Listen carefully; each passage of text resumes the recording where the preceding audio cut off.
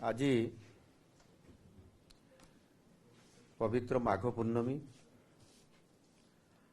आ ये अवसर रे आज मत सौभाग्य प्राप्त है सन्थ कवि भीम भोईंकर समाधि पीठ स्थल को परिदर्शन करिवार। आज मते जोरंदा को एबे जीवापाई सौभाग्य प्राप्त होगा जाऊँगी। एभली एक शुभ अवसर रे आज भारत वर्ष पाई मध्य एक ऐतिहासिक दिन होगापाई जाऊँगी। आज देशर प्रथम अर्थमंत्री माननीय निर्मला सीतारमण जी क्रमागत भाव संसद रे रेकर्ड नवम थर केंद्र बजेट उपस्थापना करिसेंती। एही बजेट एक ऐतिहासिक बजेट एवं यशस्वी प्रधानमंत्री माननीय नरेंद्र मोदी जी परिकल्पित विकसित भारतर स्वप्न को पूरण करने दिगरे यह निश्चित भाव सार्थक होब। ये बजेट अभिवृद्धिमूलक बजेट जहाँ समाजर सबु श्रेणीर सबु वर्गर लोकों पाई रोजगार सृष्टि करने ये सहायक होब। यथार्थ यही बजेट को माननीय अर्थमंत्री सबुठ बेसी फोकस करिसेंती युवा शक्ति को। यही बजेट रे समाजर प्रत्येक वर्गर कल्याण पाई किछि ना किछि घोषणा करा जायछि।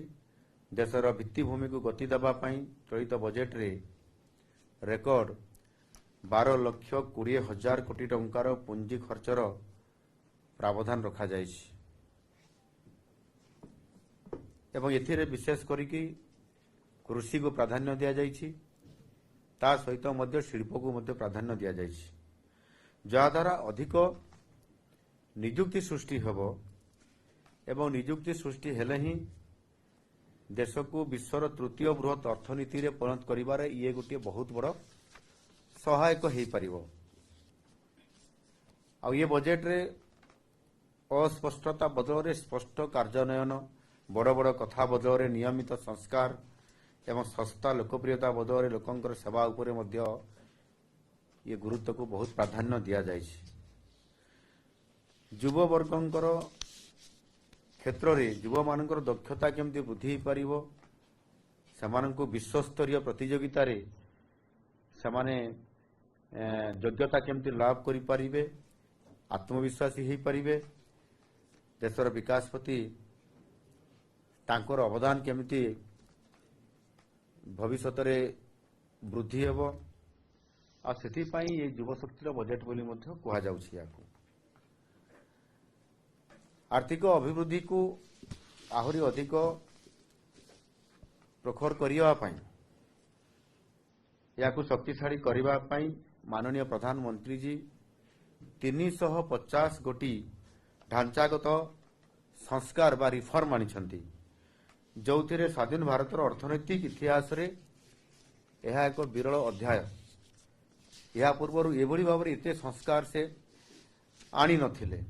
एणु निश्चित भाव आगामी दिन में ये बजेट आत्म भारत करबा पाई, आत्मनिर्भर भारत हवा पाई एवं ता सहित विकसित भारत हवा पाई ये निश्चित भाव जो रास्ता खुला जायछि से रास्ता रे आउ टिके तेज रे माने अधिक गति रे ये निश्चित भाव आमर अर्थनीति दौड़िबो। मु कहबा पई चाहूची ए क्षेत्र रे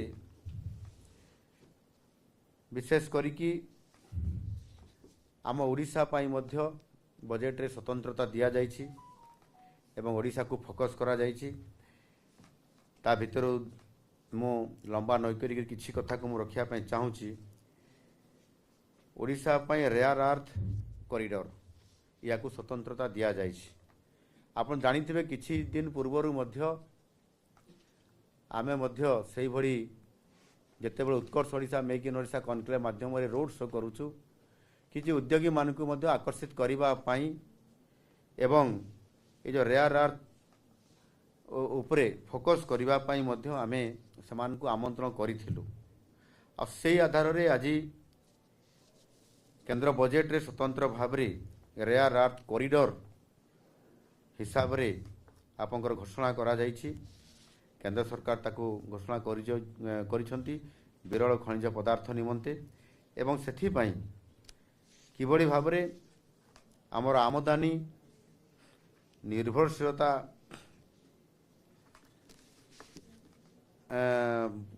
ପାଇବ ଏବଂ ସ୍ଥାନୀୟ ଶିଳ୍ପକୁ ମଧ୍ୟ ପ୍ରୋତ୍ସାହିତ କରିବ। ଏଥିରେ ଇଲେକ୍ଟ୍ରୋନିକ୍ସ ଏବଂ ଅକ୍ଷୟ ଶକ୍ତି ଏହାରି ଉପରେ ଉଚ୍ଚ ବୈଷୟିକ କ୍ଷେତ୍ରକୁ ମଧ୍ୟ ये जो रेयर अर्थ कॉरिडोर हवा द्वारा ओडिशा रे स्वतंत्रता लाभ पाइब और विशेष करके आम ओडिशा रे जो 575 किलोमीटर जो कोस्ट लाइन अच्छी एवं से कोस्ट लाइन रे रेयर अर्थ ये प्रचुर परिमाण रे मध्य ये अच्छी आ ताकू एबे आमे ताकू व्यवहार करबा पई जो निष्पत्ति नहीं से निश्चित भाव में ओडिशा लाभान्वित हवा सहित मध्य भारत वर्ष एथिरे आत्मनिर्भर हेबारे बहुत बड़ पदक्षेप नेब। एवं आ गोटे बड़ कथा है पूर्वतट विकास कॉरिडोर एथिरे पूर्व उपकूल रे थिबा आम पर्यटन को अर्थनैतिक हब इ दुटा करबा पई मध्य गोटे गुरुत्व बजेट रे स्वतंत्रता दिया जाइछि। उपकूल भौगोलिक और अर्थनैतिक संयोग हेतु ओडिशा लाभान्वित हेबार संपूर्ण भाव में भरपूर सुजोग रही एवं ये जो पूर्वोत्तर विकास कॉरिडोर से 5टी राज्य अच्छी बिहार, झारखंड, पश्चिमबंग, ओडिशा और आंध्र प्रदेश ये 5टी पर्यटन स्थली सृष्टि करा जिबा सहित मध्य स्वतंत्रता भाव में फोकस करा जायछि एवं तार केन्द्रबिंदु मध्य होछि ओडिशा एवं यार परिवहन पई आनुषंगिक व्यवस्था पई स्वतंत्रता देबा पई 4000 ई बस मध्य जोगे देबा पई एथिरे बजेट स्वतंत्रता दिया जाइछि। आसंता 5 वर्ष मध्य 20टी नूतन जातीय जलपथ कार्यक्रम हब। यही पदक्षेपर एक अंश स्वरूप भाव में NW5 प्रथम पर्यायर यह कार्यकारी हेब। NW5 खनिज समृद्ध अंचल को प्राधान्य दि जाइछि आ जेहेतु खनिज संपद अंचल ता भितर ओडिशा आसुछि आ सेतिपई स्वतंत्र भाव में ओडिशा को प्राथमिकता दि जाइछि। एथिरे विशेष करी तालचेर एवं अनुगुल अंचल को ओडिशार पारादीप एवं धामरा भली प्रमुख शिल्प एवं बंदर हब सहित संजोग करने जलपथरे तार ट्रांसपोर्टिंग करने जहाँ दक्ष एवं सुलभ माल परिवहन सहायक हब। आपंकर प्रदूषण को मध्य रोका जाई पारिबो। रेल एवं सड़क नेटवर्क उपरे मध्य जो आमर गोटे लॉजिस्टिक रो बहुत बड़ गोटे चाप रोची ताकू मध्य ये ह्रास करिबारे बड़ प्रमुख भूमिका नेब। यही पदक्षेपर उद्देश्य होची स्थायी आभ्यंतरीण जल परिवहन को समृद्ध करबा, बहुल द्रव्य जोटा खनिज और शिल्प सामग्री परी सुजोग वृद्धि करबा एवं पूर्व उपकूल रे एक लॉजिस्टिक एवं शिल्प हब भाव में ओडिशार भूमिका को मध्य मजबूत करबा। एक नूतन पदक्षेप भाव में सहर अर्थनैतिक अंचल सिटी इकोनॉमिक रिजियन्स सहरी परिचालित अर्थनैतिक अभिवृद्धि सुनिश्चित हब। सेथिपाई आपण देखिथिबे मध्य आम सरकार ओडिशा रे आसला परे आमे सहरांचल को गुरुत्व दउछु एवं सहरांचल को मान्यता देबा एवं सेथिरे एक इकोनॉमिक रिजियन करबा अर्थ होउची सिटी इकोनॉमिक रिजियन करबा अर्थ होउची जे सेठी अर्थनैतिक अभिवृद्धि करबा पई एक स्वतंत्रता भाव रे ताकू तैयारी करा जिवो, अर्थनैतिक कॉरिडोर करा जिवो। सेतिरे विभिन्न प्रतिष्ठान, विभिन्न अनुष्ठान, विभिन्न प्रोजेक्ट, विभिन्न शिल्प एवं लोकंकर अम्युनिटीज को आधार करा जिवो जो कि अधिक लोक नियोजित हेबे, काम करिवे, लोकंकर रोजगार बढ़िबो एवं एथिरे आंचलिक सहरांचल क्लस्टर गुड़िक ऑटोमेटिकली ये लाभ हेबे। एवं सेतिपई आमे मध्य उत्कर्ष ओडिशा रे मध्य जेमती फोकस करूचु जे सबु जिल्ला रे शिल्प हबो, शिल्पर गोटे हब करा जिवो, आपनकर टेक्सटाइल पार्क करा जिवो, आपनकर स्टील रो पार्क करा जिवो, अनेक प्रोडक्ट रो भी मध्य पार्क करा जिवो। या को आधार करकरी जहाँ केंद्र सरकार बजेट रे स्वतंत्र स्थान देइछंती सिटी इकोनॉमिक रिजियन्स यह आसंता 5 वर्ष मध्यरे आपनकर 5000 कोटी टंकार आवंटन माने सीआर पिछा गोटे गोटे सिटी पिछा आपनकर सिटी इकोनॉमिक रिजियन्स प्रति 5,000 କୋଟି ଟଙ୍କା ଆବଣ୍ଟନ ପ୍ରସ୍ତାବ ଦିଆଯାଇଛି। ତାର ଭିତ୍ତିଭୂମି ସହିତ ସର୍ଭିସ୍ ପୁଞ୍ଜି ବିନିଯୋଗ କିଭଳି ଭାବରେ ସେ ସହରକୁ ଉନ୍ନତି ଆଣିବ, ଅଧିକ ଲୋକ ରୋଜଗାର ପାଇବେ ଏବଂ ରୋଜଗାର କଲେ ଅର୍ଥନୈତିକ ଅଭିବୃଦ୍ଧି ବଢ଼ିବ, ୟାକୁ ଆଧାର କରିକି ଯେଉଁ କରାଯାଇଛି। ଏବଂ କିଛି ଦିନ ପୂର୍ବରୁ ଆମ ଓଡ଼ିଶା ସରକାର ମଧ୍ୟ ଘୋଷଣା କରିଥିଲେ କଟକ, ଭୁବନେଶ୍ୱର, କଟକ, ପାରାଦୀପ, ପୁରୀ ଏହି ସହରାଞ୍ଚଳକୁ ନେଇକରି ଗୋଟେ କରିଡର ପାଇଁ ମଧ୍ୟ ଆମେ ଘୋଷଣା କରିଛୁ। ଏହା ଆମ ପାଇଁ ବରଦାନ ସଦୃଶ୍ୟ ହେଲା ଓଡ଼ିଶା ପାଇଁ ଏବଂ ଏଥିରେ ସ୍ୱତନ୍ତ୍ର ଭାବେ ଆମେ ଗୋଟେ ବଡ଼ ଅର୍ଥନୈତିକ କରିଡର ମଧ୍ୟ ପାଇବା ପାଇଁ ଯାଉଛନ୍ତି।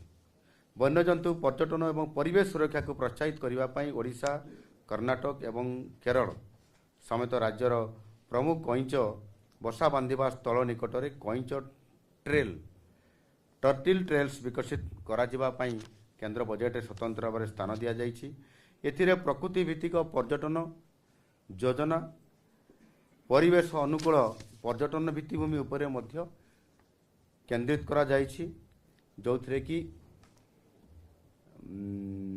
ଆପଣଙ୍କର ଧାମରାରୁ ଆପଣଙ୍କର ଗୋପାଳପୁର ପର୍ଯ୍ୟନ୍ତ ଯେଉଁଠି ଆପଣଙ୍କର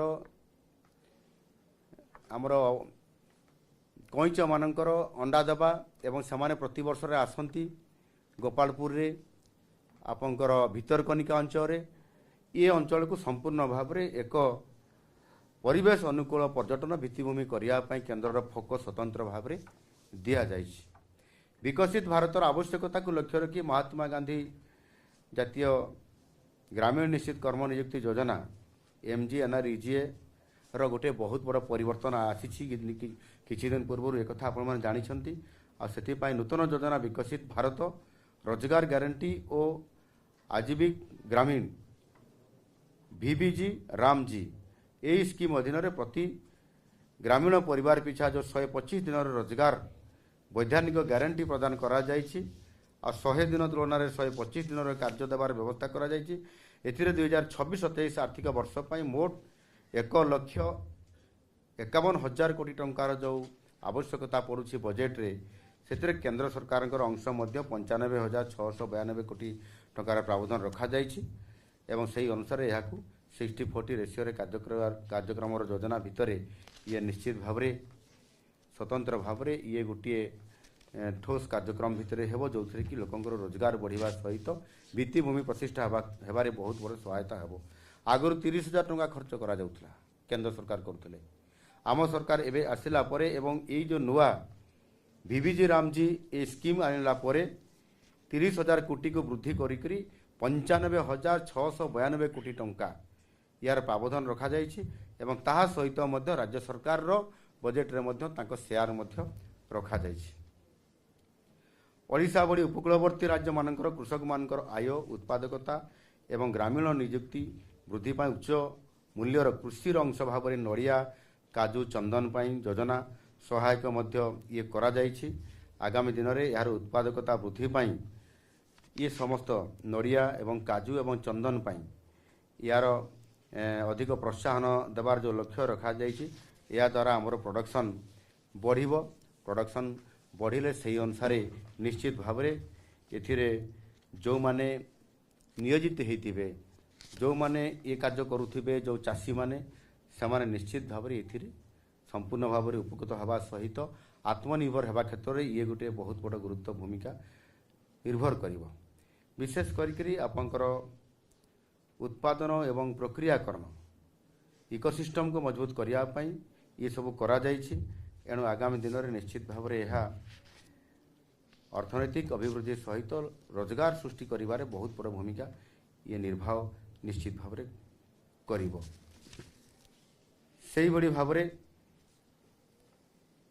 ଯଦି ଆମେ ଦେଖିବା ତାହେଲେ ଏଥିରେ ଅନେକ କ୍ଷେତ୍ରରେ ଗୁରୁତ୍ୱପୂର୍ଣ୍ଣ ପଦକ୍ଷେପ ନେଇଛନ୍ତି ଏବଂ GSTକୁ ଆହୁରି ତାକୁ ରିଫର୍ମ କରିବା ପାଇଁ ନିଷ୍ପତ୍ତି ନେଇଛନ୍ତି।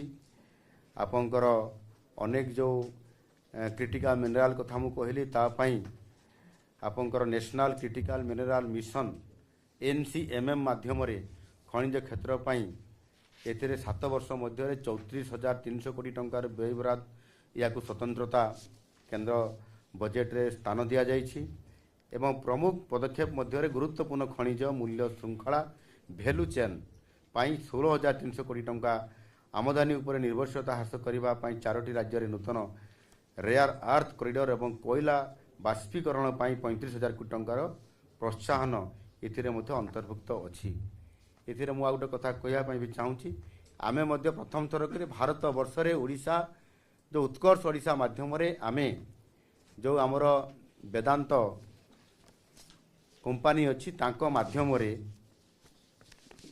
80,000 कोटी टंकार गोटे प्रकल्प ओडिशा रे हेबा पई जाउची जोटा कि भारत वर्ष रे प्रथम एथिरे कोयला बाष्पीकरण पाई से खर्च करेंगे एवं एथिरे प्रोत्साहन टंका जो देवार व्यवस्था केंद्र सरकार आज ये स्वतंत्रता देले 35,000 कोटी टंका एथिरे निश्चित भाव में ओडिशा लाभान्वित हम। ये जो प्रोत्साहन राशि इनसेंटिव या केंद्र सरकार भी जोगई देवे राज्य सरकार की जोगई देवे जहाँ फल कि प्रदूषण मुक्त आपंकर कोयला बाष्पीकरण कार्यक्रम रे जो चेंज हम ता निश्चित भाव में आपंकर बड़ गुरुत्वपूर्ण भूमिका निभाउछि।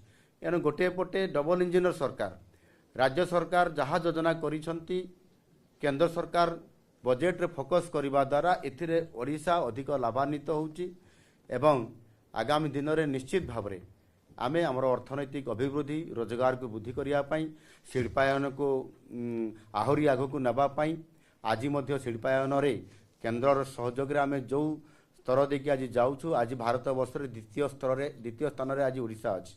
आगामी दिन में आमर रोड शो को आहरी आम शक्तिशाली करने द्वारा एवं आज ये बजेट जेभली भाव में आज अनेक क्षेत्र में आपंकर कृषि उपरे जल जीवन मिशन उपरे विकसित भारत रोजगार ग्यारंटी उपरे आपंकर समग्र शिक्षा उपरे आपंकर MGNRGA उपरे PMAY उपरे PMAY ग्रामीण जातीय स्वास्थ्य मिशन जातीय ग्रामीण जीविका मिशन एवं से भली भाव में आपंकर या अधिक चाषी मान को शक्तिशाली करने PM किसान एवं प्रधानमंत्री गरीब कल्याण अन्न योजना को पुणी अभिवृद्धि करवा एथिरे 2,27,429 कोटी टंका PM सूर्य घर उपरे 22,000 कोटी टंका प्रधानमंत्री विकसित भारत रोजगार योजना उपरे 20,083 कोटी टंका एभली भाव में जो योजना गुड़िक रखा जाइछि ताहा ओडिशा उपरे निश्चित भाव में ये सहयोग हम एवं ये बजेट रे अभिवृद्धि बढ़िया सहित लोगों को रोजगार करिवो एवं विकसित भारत आड़ को जो आम योजना कर से आड़ को ये बहुत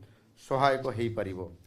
एणु मु आपण मानकु निश्चित भाव में ये अवसर रे जे ये बजेट अति गुरुत्वपूर्ण ऐतिहासिक बजेट होइछि एवं ये बजेट आगामी दिन में यार रियल को आम जिते जीवा सेते देखिए निश्चित भाव में एथिरे गोटाए स्वतंत्रता रही बजेट रे ताहा होछि नियुक्ति को भरपूर सुजोग देवा एवं उत्पादन वृद्धि पाई ये बजेट होछि सबुठारु श्रेष्ठ बजेट बोली मुझे कहवाई चाहूँगी।